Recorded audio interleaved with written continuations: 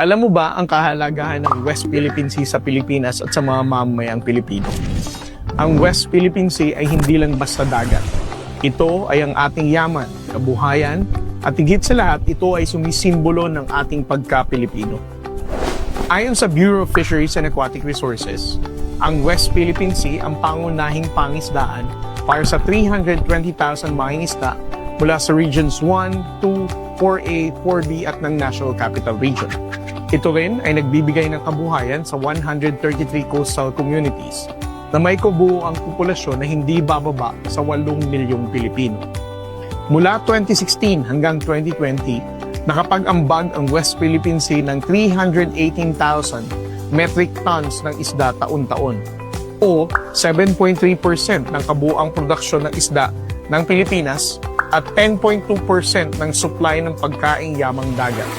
Pinapakita rin ng mga datos na 27% ng kabuuang produksyon ng marine captured fisheries ng Pilipinas ay nagbumula sa West Philippine Sea, habang ang tinatayang produksyon ng pangisdaan mula sa mga coral reef sa Kalayaan Island Group ay maaaring madagdagan ng karagdagang 3 to 5% sa kabuuang produksyon ng marine fisheries.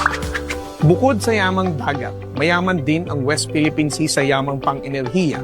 Ayon sa Department of Energy, tinatayang mayroong hanggang 12.2 trillion cubic feet ng natural gas at 6.2 billion barrels ng langis sa Recto Bank na nasa hilagang silangan ng Kalayaan Island Group. Ang reserbang ito ay may potensyal na mag-supply ng natural gas at langis sa Pilipinas sa loob ng mahigit isang siglo. Dahil ang West Philippine Sea ay bahagi ng ating exclusive economic zone, tayo lamang bilang Pilipino ang may sovereign right sa mga likas na yaman dito. Sa madaling salita, ang Pilipinas ang may eksklusibong karapatan na mag-explore, exploit, conserve at mag-manage ng mga likas na yaman dito, kaya't nararapat lamang na ipaglaban natin ang ating karapatan sa West Philippine Sea.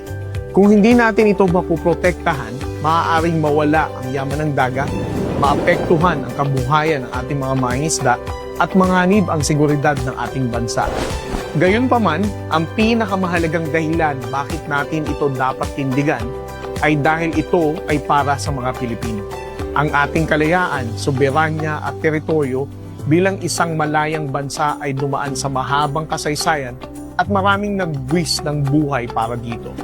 Ang responsibilidad lamang natin ngayon ay huwag natin itong pabayaang yurakan at ang tiyanin ng kahit na sinong dayuhan. Dahil ang yaman ng West Philippine Sea ay para sa susunod na saling lahi ng Pilipino.